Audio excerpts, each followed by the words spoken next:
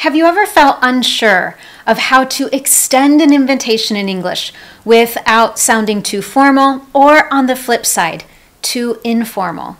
It's already nerve-wracking or scary to invite someone to do something for the very first time if, for example, you're hoping to get to know a coworker better or develop a friendship.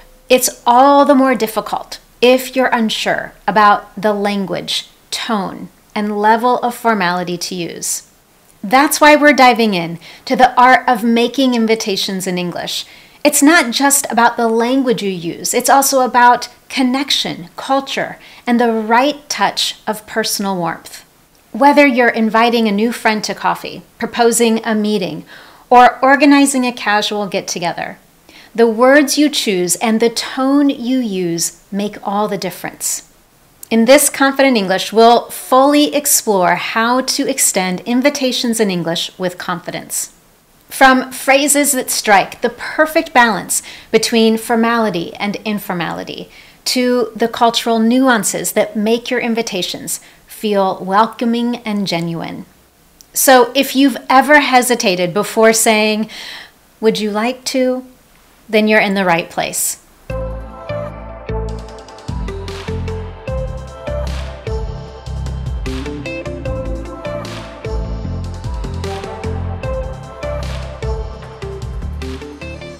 Now, before we continue, if this is your first time here, welcome. I'm Anne-Marie, an English confidence and fluency coach. Everything I do is designed to help you get the confidence you want for your life and work in English. If you'd love to discover years of lessons and free resources from me, you can find all of that and more over at my Speak Confident English website. Now, as we continue in this lesson today, we're going to do 3 specific things. Number 1, we're going to look at the general structure we use when extending an invitation in English. Then we'll take a look at specific phrases we use for highly professional, semi-professional, and casual invitations. And finally, we'll end with a series of scenarios so that you can see real-life examples of invitations in use. And again, we'll take a look at professional, semi-professional, and casual. By the end, you'll be 100% ready to extend your next invitation in English. So first, the process of extending an invitation in English. Generally speaking, there are 2 structures we tend to follow. First, we might ask a question and then include the specific activity or event we'd like to invite someone to. For example, are you free for lunch after today's meeting? I'd love to chat if you have some time. We have a question exploring whether someone's free, followed by the specific activity or event. The second structure we often follow includes first introducing the specific activity or event and then following that up with what we want or need. For example, I'm having a party this weekend. I'd love it if you could come. You're going to see those 2 structures played out again and again and again in the examples that we go through today. But before we dive into specific scenarios, I want to spend time reviewing common phrases English speakers use to extend those invitations. We'll take a look at examples first of highly formal relationships, then we'll transition into more neutral phrases or those that would be appropriate for professional contacts, and finally, casual connections, so how you might extend an invitation to someone that you feel close to. So first, we'll take a look at phrases we use for highly formal, highly professional situations. It's important to keep in mind that in English-speaking culture, the more formal your language is, the more distant your relationship is. If I used any of these examples with my close friends, my family, my team members, or even most of my students, it would indicate that I feel like I have a very distant relationship with those individuals. It would be too formal to use for those circumstances. However, if it is a situation that demands that high level of formality, these are great phrases for extending an invitation. Now, if you're not sure what those situations might be, a few examples include diplomatic events, formal social events, such as a wedding, or high-level corporate activities. Phrase number 1, I would like to invite you to. For example, I would like to formally invite you to our company's annual retreat. Not only am I using highly formal language here, I'm also avoiding the use of contractions. Rather than say, I'd like to invite you, I'm using the full words. I would like to invite you to. Number 2, I'm pleased to invite you. I'm pleased to invite you to the Winter Gala. I or we invite you to attend. We invite you to attend the town meeting. And finally, I am looking forward to joining you. I'm looking forward to joining you in our company's upcoming strategy meeting. Now let's move on to phrases that are more neutral in tone. These are perfect for polite yet warm invitations. In other words, we've closed some of that distance gap. This language is perfect for someone that you don't know well, but you'd like to know better. For example, if you're aiming to create a stronger relationship with a client, get to know a coworker, or extend an invitation to a new neighbor. Phrase number 1, I was wondering if. I was wondering if you might have time for a quick chat before the meeting. Would you like to? Would you like to join us for the next luncheon? I'd love it if you can come too. I'd love it if you can come to my son's 5th birthday party. Let's pause here for just a moment. If you've ever felt worried or unsure of how to invite other kids to your son or daughter's party, and you know that you'll have to ask the parents of those kids, this is a wonderful phrase to use. I'd love it if you can come, or I'd love it if your daughter, if your son can come to my son's 5th birthday party. 2 more neutral phrases. I hope you can join me, or I hope you can join us. I hope you can join us in celebrating Janice's retirement. And I'd love it if you could join me, or if you could join us. I'd love it if you can join me for a yoga class this Wednesday. And now let's look at casual phrases that are warm and friendly. These are, again, perfect for anyone you know well or anyone you have a friendly relationship with. Now, that doesn't mean that you're best friends. A friendly relationship is someone that you've encountered multiple times, and every time you've done so, you've had a polite and friendly conversation. You've developed a connection. For those circumstances, you'll want to use language that indicates that reduced amount of distance. You want to be warm and friendly. Here are phrases you can use to do that. Are you doing anything? Are you doing anything after today's meeting? Let's get lunch. Do you want to? Do you want to grab coffee during the break? Do you feel like? Do you feel like going out to dinner tonight? Are you free to? Are you free to hang out this Friday? We should check out. We should check out that new art exhibit next week. Any interest in? Any interest in going to a summer concert next week? And finally, how about? How about going to a festival together on Saturday? Now that we have those phrases in place, let's take a look at several real-life scenarios so that you can see exactly how we might use these different invitations. In each case, I'll also help you reflect on how to determine whether you should be using highly formal, neutral, or more casual language. We'll start with some professional scenarios. When you're speaking to a new manager, for example, or a professional acquaintance, a client, or someone you've just met at a conference, think for a moment about how well you know that individual. You might also want to consider the specific situation you're in and how formal that situation is. Are you at a more casual team retreat?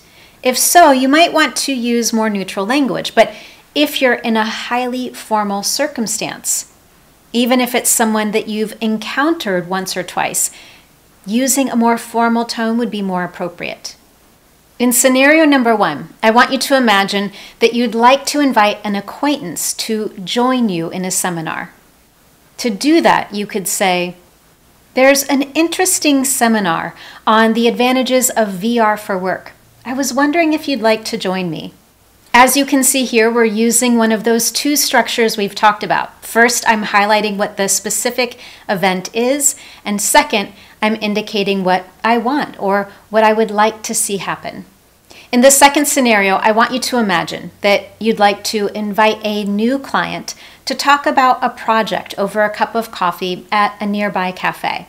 To do that, you could say, "Would you like to meet at the Marble Cafe next to the office and talk about interior design options?"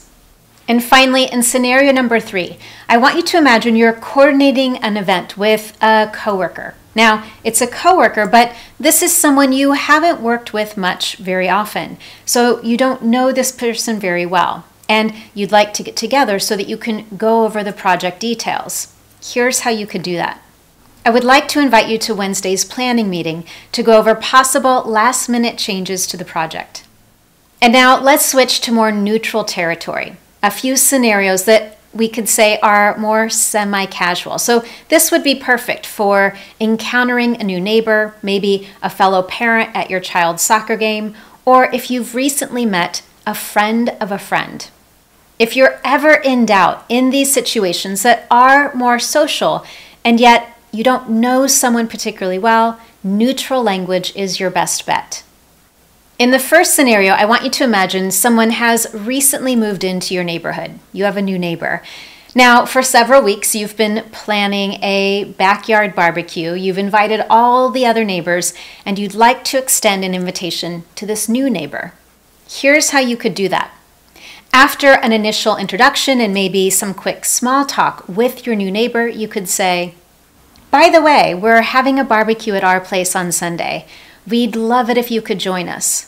This invitation has 2 important phrases, "by the way" and "we'd love it if." "By the way" is a great way to insert a last-minute invitation. It makes it clear that the invitation is a side note or an afterthought of some kind, not because you're being impolite, but because you've just now had the opportunity to extend this last-minute invitation. And it also reduces the pressure for someone to accept. Of course, with a last-minute invitation, it's understandable if somebody already has plans and is unable to attend. So it lessens the anxiety that someone might have about whether they should or shouldn't say yes or no. In scenario number 2, imagine you've recently met a friend's friend. You were at someone's party, you met a friend of a friend, and in some small talk conversation, you realized you both really love playing tennis. So you'd like to extend an invitation. To do that, you could say, "Do you want to play tennis together in the next week or so? I usually play after work." This invitation intentionally uses the vague language of "in the next week or so." By using that language, it relieves the pressure to set a date and a time right now. You've just met this person, so of course there's going to be a little bit of feeling things out. From the other person's response, you'll get a sense of how enthusiastic they might be about getting together to play tennis. And based on that response, you can then decide whether to move forward with a concrete date and time or keep it loose and maybe exchange numbers, email addresses, and so on. In this final scenario for more semi-casual invitations, let's imagine you've just run into an old colleague, someone you haven't seen for years. And in that moment, you also remember that this person loves reading, so you decide to extend an invitation to a book club that you've joined. Here's what you might say. "I'm part of a fantastic book club, and we have a meeting coming up. I'd love it if you could join us if you're available and interested." Similar to the last example, that language of "if you're available and if you're interested" helps to relieve the pressure to accept. It leaves open the possibility. And now our final 2 scenarios that are very casual in tone, and then I've got some practice questions for you. As we've already discussed, these more casual invitations are perfect for close friends, family members, people you know well, or people with whom you have a friendly relationship. So someone that you've encountered several times, had really fun conversations with, and you're taking that next step in reducing that distance. In the first scenario, I want you to imagine that you and your best friend haven't seen each other in ages. Life just got busy, and you've decided to extend an invitation to get together. You might say, Hey, I'm going to be in your area this Friday. Let's grab lunch. As you may have noticed from that language, casual invitations tend to be more direct, more assertive, rather than suggestive. We're not really inquiring whether someone wants to. We're simply stating what we want to have happen. And in our final scenario, I want you to imagine that you and your close work friend have had a long week. To blow off some steam together, in other words, to have some time to relax together, you could say this. Are you doing anything after work today? Maybe we could do some karaoke, or maybe we could grab a drink. Here I've used the word maybe to propose a few ideas, provide some alternatives, and it also indicates that I'm open to other suggestions. Now I want you to practice what you've learned today. I'm going to present a couple of situations to you, and after you reflect on these situations, thinking back to what you've learned in this lesson, I want you to share how you might invite someone in this particular circumstance. For each situation I'm going to share, I want you to imagine that you'd like to invite someone to go have some coffee and chat. Number 1, a parent you recently met at your child's school. How might you invite that person to have coffee with you and chat? Number 2, a close friend you've had since high school. And number 3, a professional you met during this year's networking event. Again, think carefully about each of those situations. How would you invite that particular individual to meet you for coffee and have a chat? If you want, you can share your examples with me in the comments below. If you enjoyed today's lesson, I would love to know, and you can tell me in a few very easy ways. Number 1, give this lesson a thumbs up here on YouTube and share your examples with me. Number 2, while you're here, you can also subscribe to my Speak Confident English YouTube channel so you never miss one of my Confident English lessons. And lastly, jump on over to my Speak Confident English website where I have years of confident English lessons, free resources for you, and an in-depth fluency training called How to Get the Confidence to Say What You Want in English. Thank you so much for joining me, and I look forward to seeing you next time.